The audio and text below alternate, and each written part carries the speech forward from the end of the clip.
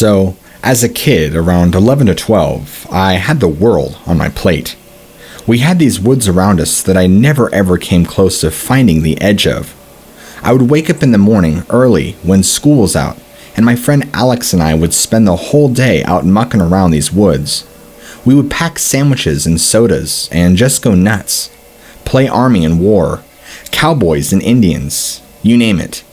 This being in the 80s and Alex and I being smart enough kids, my parents had no problem with this and enjoyed taking us to the Army surplus store to buy stuff like MREs and survival knives and other camping gear. It was pretty regular that we would be allowed to stay out overnight if my dad was there to help us set up camp close to the property.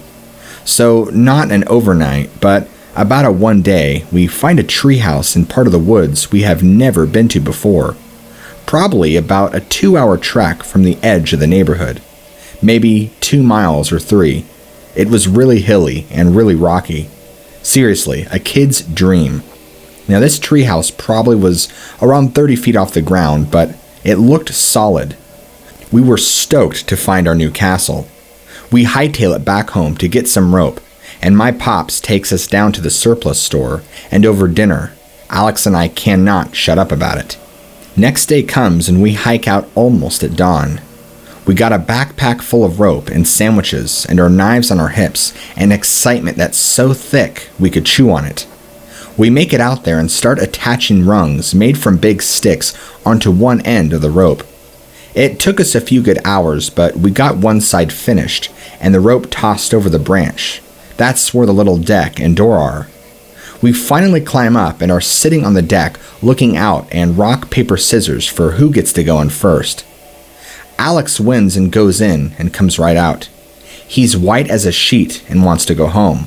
So, curious as I am, I go inside. This treehouse is probably 8 by 8 and about 7 to 8 feet high inside. The inside walls are covered, every single inch, of naked girls. Not awesome. Found Playboy porn, but kiddie porn.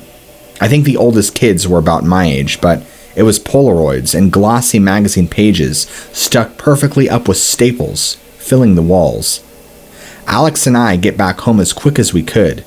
We informed my pops about it and he calls the cops. The officer shows up and asks us a few questions like where it is and how did we get up there? Where did we buy the rope? Did we take any pictures off the wall? He got increasingly rude about it, and my pops put an end to it. He left with our statement and said he would be in touch. We were no longer allowed to take overnights in the woods or be out there for more than an hour without checking in. We actually built a really long tin can phone with the permission of my parents, which allowed us a bit more of our freedom, but we were pretty cut off from the deep exploring. About a year or two later, that same cop stopped me when I was hanging out in a different park, saw me smoking and caught me with a joint. Alex asked him whatever happened with the treehouse. The cop told us to not do drugs and left us alone. In college, many moons later, Alex sent me an email saying how he read in the big state paper, towns that are say, the county seat have their own papers, but the capital has the big city paper, that the officer shot himself with his service revolver after his wife found out he was circulating child pornography. So it comes to my mind like it came to Alex's that we found his little child pornography stash. The creepy part came a few months later when Alex sent me another email saying that he went to the estate auction and one of the items for sale was a rope ladder with a bag. Creepiest story I have of anything found in the woods, and it still grosses me out and sends chills.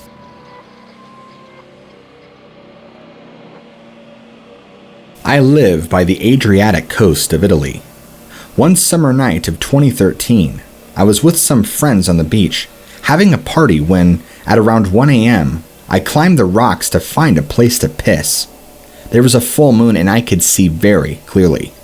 I walked away from the beach until I saw a small cove, a small sandy bay, invisible from the inland but easily reachable from the rocks. I thought it was the best spot to relieve my bladder and went there. As I neared it, I distinctly saw that there was a man, a fat, very big man in his 50s, sitting in the sand doing absolutely nothing, his head tucked in his arms. I should have known better, but I closed in and asked if he needed anything, thinking he might have been feeling unwell. He raised this bull-like head and started screaming madly to get away from him, lest he killed me by cracking your head on the rocks. I scrambled and ran like crazy back to my friends. I turned backwards and was relieved to find that he wasn't following me. We called the police, who came and discovered that he was mentally ill, who hadn't taken his medications, and his family had declared him missing in the afternoon. They managed to reassure him without resorting to violence and escorted him back to where he was staying. It was the only time I really ever feared for my life.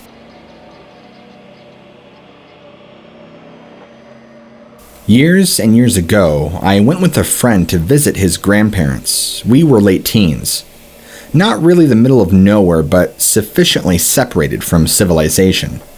There was a creek running between their property and their neighbors, and he wanted to go out catching frogs before we left. We've got about a half dozen when he spots a conspicuous pile of sticks and leaves at the base of a tree on the neighbor's property where somebody had clearly tried to conceal something. Our curiosity got the better of us, and we decided to check it out. It was a plastic freezer bag filled with straight-up child porn. I don't mean just naked pictures of kids or anything less than explicit children having sex or being raped. It was bad. We covered it back up and told the grandfather, who told us he'd notify the police and handle it. We expected to hear from the cops, but never did, or more or less forget about it. 10 years later, the old man dies, and his 5 daughters and some of their daughters come forward with tales of years of brutal sexual and emotional abuse. That goddamn stash was his. It had to be.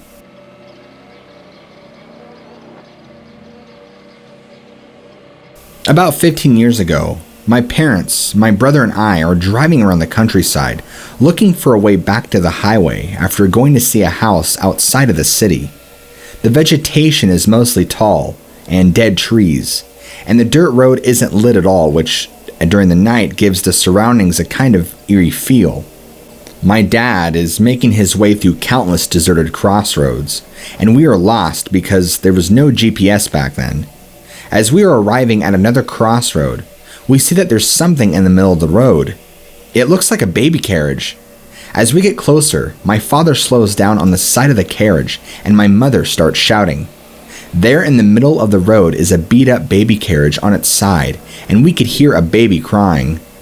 My mom is screaming to go get the baby, and as she goes to open her door, my dad punches in the gear and does one of those movies where the car slides a bit and does a gravel kick. He basically wants to haul ass out of there. My mother is still crying and screaming at her door and trying to half open it. And my brother and I just look back just in time to see 4 guys jump out of the tall grass on the side of the road, holding planks and baseball bats and other miscellaneous weapons. We eventually find our way to the highway and stop at a gas station right at the entrance. My father tells the gas station attendant what we just saw, and the dude just goes, "Oh yeah, the gypsies. Those guys are always doing that to steal cars and money. They basically put a baby doll in a carriage, and when you stop the car, they jump out of the bushes and jack you for all your shit." We never went back to that region again.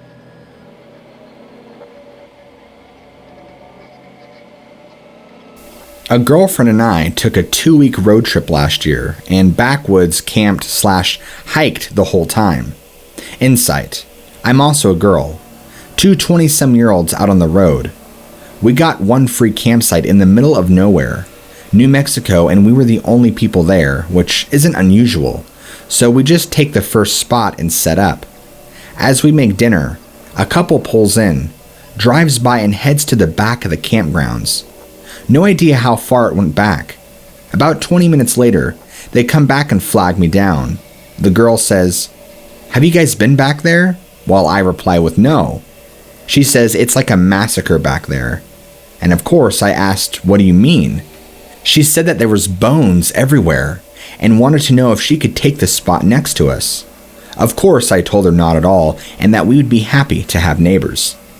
Then they stayed maybe 2 minutes, looked around and got back in their car to leave. Of course my friend was like, "What's that all about?" I explained to my friend what the girl said, and at that moment, We look down and see a huge femur bone under our feet. Possibly a cow. Well, us being a little cryptic, decide to go check out what they were talking about. We get about 100 yards back through Windy Camp, and there it is. Full-blown animal carcasses everywhere. Some scattered, some still whole. One pile of what looked like fox fur, and another dead deer body in a trash bag. Our theory is that that's where they dump all the roadkill they scrape up off the highway, but we didn't figure this until a few days later. Nonetheless, if there's that many bodies here, from whatever cause, then other predatory animals know they're here too. I don't want to be around when they come for dinner. We decide to pack up and find a different camp. Free campsite number 2 of the night. We drive for about an hour or so, still in the middle of nowhere, and haven't seen a single car this entire time. No houses, just old country roads and pastures. Mind you, the sun is starting to set. The road turns to dirt for a bit, and we cross a cattle guard and see the national park sign. Sweet. It's a national park and it's free. It can't be too bad. My friend thinks it looks a little sketchy, but we're ready to relax and get some grub. So I hit a left and start up the hill to the national park. Looks like it's only about 2 miles from the map. Start going up this road, go around a few curves, the brush on the side starts getting thicker and thicker, and the road starts getting rough. Now, to put this in perspective, we're in my fairly new Chevy Cruze, manual transmission. That is less than a foot of clearance from the ground. About a quarter mile in and we center on a huge rock. Okay, as long as this doesn't get any worse, I think we can manage. There's no possible way to turn around or to back out anyway, so we just keep going. Of course it gets worse. Every rock and trench we hear, the car just scrape and stutter and stall. I'm clenching the wheel. She's clenching the handle. All the brush on the sides of us is now dead and eerie looking, and the sun is almost gone behind us. 30 terrifying minutes later, we finally make it to the top flat that is supposed to be a campsite. It is about a 10-foot square clearing in the dead brush, and in front of us, a cliff. We're still freaked out about the dead animals, and now we feel like we're in the plot of some low-budget horror film, literally trapped on the top of this hill. It's dark and neither of us even want to get out of the car. We decide we cannot mind our own right staying here. Even from this cliff, we can't see a single house or even car light. We make a 10-point turn between the brush and boulders in the cliff, manage to get back on the path and very slowly and carefully crap ourselves all the way back down the damned hill. We in the car miraculously survive, and we head another 2 hours back to the closest town and sleep in a Walmart parking lot.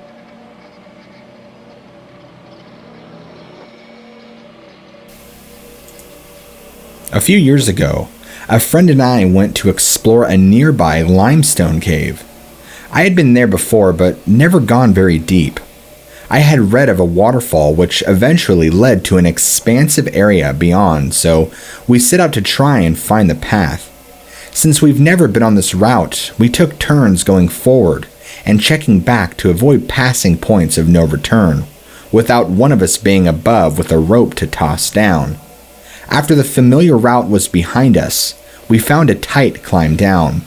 The squeeze was like going from the front seat to the back seat in a compact sedan that's vertical. No problem. Next, we found a tunnel.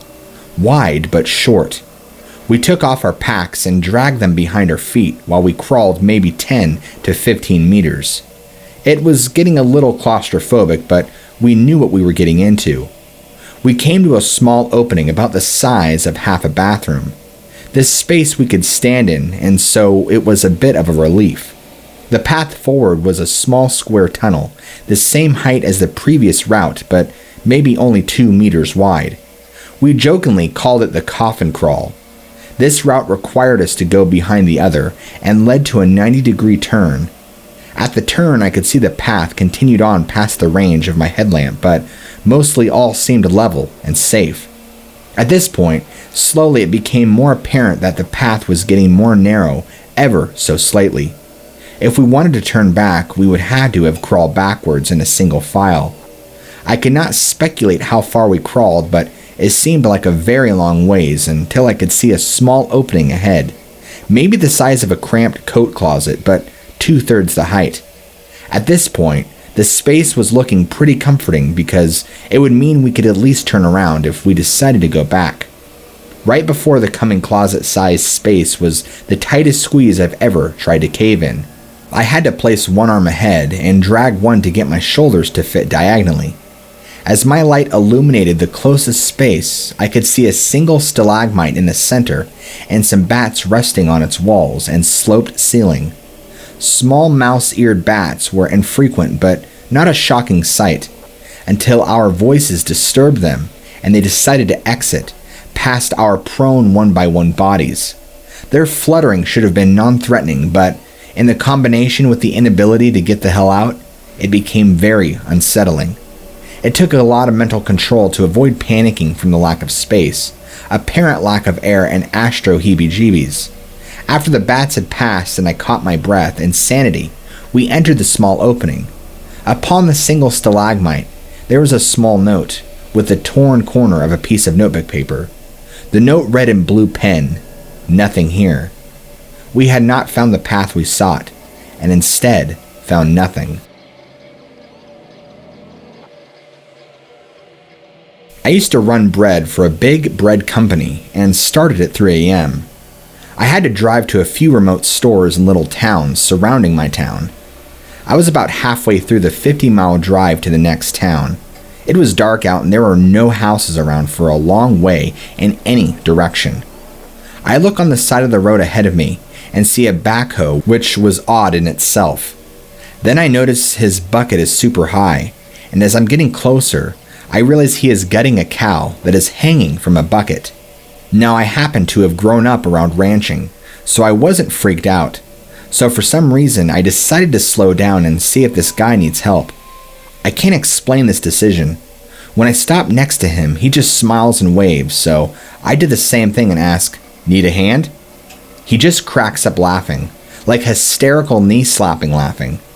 For some reason, I start laughing now too, and here are two guys cracking up, laughing, one covered in blood and the other with a truck full of bread. The reality of the situation makes its way into my sleep-deprived brain, and I hit the gas and get out of there. I thought about it and realized this guy drove a tractor into the middle of nowhere to kill someone else's cow he was probably poaching, and he was just going to load this thing up into the front bucket and drive this back to his house at 3 in the morning. Who knows how far he was willing to drive? No idea what the hell was happening, but the whole thing was pretty creepy thinking back to it.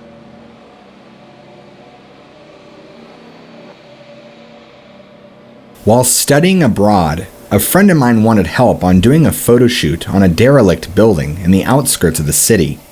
The building was a small rundown office building with most of the outer walls covered in brick, all the entrances as well.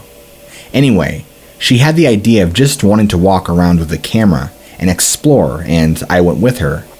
Upon arrival, shortly I noticed that on the ground there were a lot of used needles, really gross ones with brown dried blood, etc. This shady place must have been popular for shooting up with all the local junkies. Then we found that on one of the brick-laden walls on the entrance had been made into a stairway of the building. Somebody had just tore a hole in the wall. In some surge of bravery, we decided to go get in some pictures.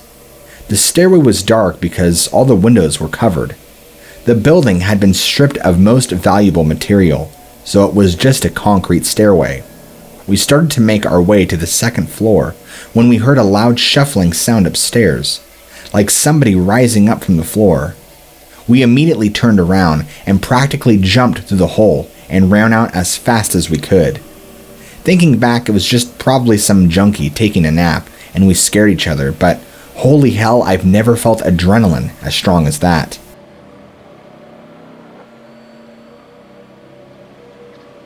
I was driving to visit my sister who lives in Missouri. It's late and I admit I was a bit tired, but not bad enough where I should have pulled over to a hotel. I get to this stretch of road where it's just cornfield on either side of me. I have directions to drive straight and take the next left. I drive and drive and drive and drive. No lefts, but multiple rights. Every now and again there might be a left, but it's a small man-made road that wasn't exactly big enough for my car. I start getting a bit confused on where I was supposed to turn because I'd been driving straight for like 45 minutes and still no turn in sight. I pass a left turn that was big enough for my car, but it was a dirt road. I figure, hell, that's probably it. I take the next right and end up driving around a cornfield paved road maze. I ended up lost for about 2 hours before I finally found the small dirt road. I drive up it and find myself at a house. This was obviously not the right left, so I threw it in reverse and went to leave when I saw light from my field of view and movement. I look over and it's just a large group of people, over 10, standing around a fire coming my way. It was like 3 in the morning. I was lost. I'd been driving in a maze for about 2 hours. I was tired and I'd had enough for one night, so I drove off. I got lost again and ended up driving about 2 hours in the wrong direction, found a gas station, waited for morning and rang my sister to help me find where the hell she lived. As you can tell, this was before cell phones and GPS became super prevalent.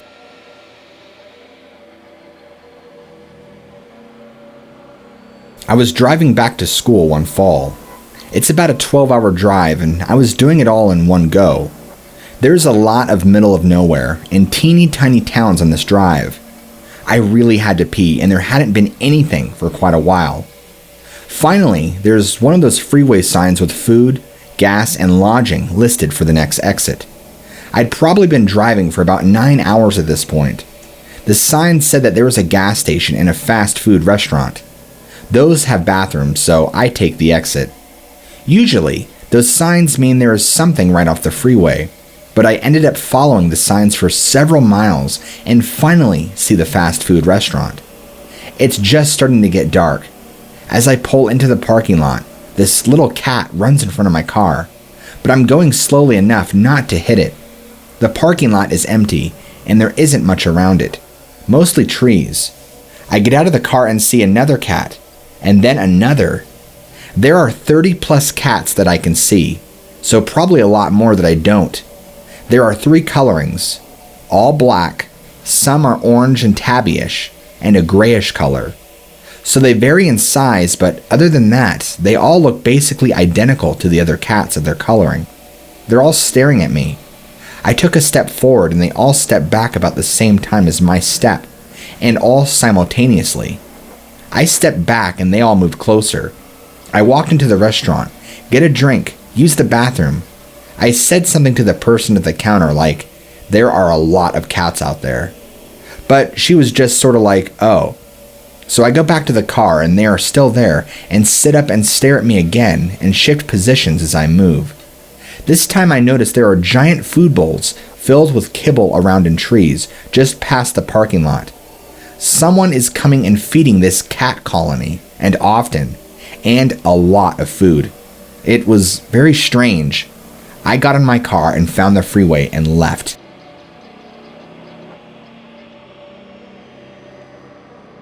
Went on a midnight walk with my girlfriend.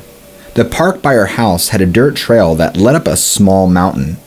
It was about a 30-minute walk to the top, but the view overlooking the city was absolutely gorgeous. At the top, the dirt path became paved concrete with a small little sitting area.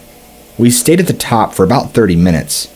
Upon leaving is where things got creepy.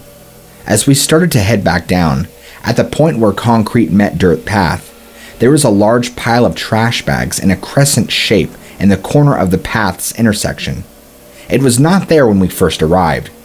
The pile was much too large and in the way for someone who likes to cut corners of paths to not notice. My girlfriend remarked at how the shape resembled a dead body and asked me if I noticed it on the way up.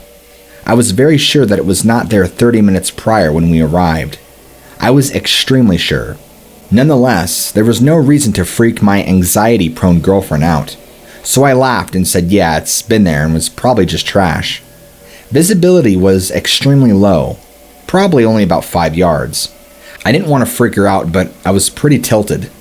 I got heckled for being drunk and not listening to her, but in actuality, I was looking and listening for any sign of people around us. In my own head, I was just telling myself that I'm just being paranoid, that it was probably there and I didn't notice. But at the same time, I was also sure that it wasn't. I'm sorry I didn't have time to listen to your story about Jesse from work. I'm worried about our safety at the moment. We made it back to our car without running into anybody, and I kind of laughed at myself for being so worried for nothing, and also felt the relaxation of my butt muscles that had been clenched for the last 30 minutes. A few days later, the local news covered a dead body found near a park in Anthem, at the top of the mountain. Guys, it was actually a dead body. Literally getting chills just typing that.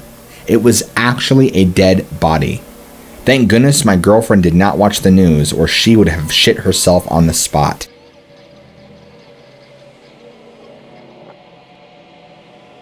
I was driving through Wyoming to visit my family. I decided to try and just drive until I got there. No sleep. I pull up to an Arby's in a good-for-nothing town called Evanston. It was about 4 a.m. at the time, and in the middle of winter, so it was very cold. Certainly too cold to be outside for much longer than only a few moments. I walk from my truck to the door and go in. Now, the strange thing is, I don't really know, but I've never been to an Arby's that was open this late. So I said to the man at the counter, "Damn good on you for staying open this late," or something like that. The man at the counter just says, "It's for the locals, they like to be here." I didn't really care about any damn locals right then. I just really wanted my roast beef sandwich and some Jamocha shake.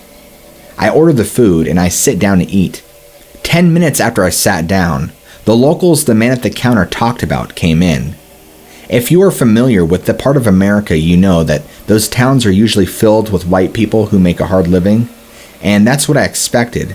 But when I turned and saw the locals, it was a group of men who were at least 6'8" and very big. There was about 8 of them. It was really late, and I thought I was hot shit. So I tried to joke with them and said something like, "Oh Jesus, did the Broncos offensive line just walk in here?" All 8 of them, in perfect unison, turned their heads to me, said something which, as far as I knew, was in German, and they ordered in perfect English. I finished my meal and walked to my truck, and that's when it got really weird because there was basically no other cars in the lot. So I don't even know how these giants got there, and like I said, it was freezing. I don't know what the hell goes on in Evanston, Wyoming, and I really don't care to ever find out.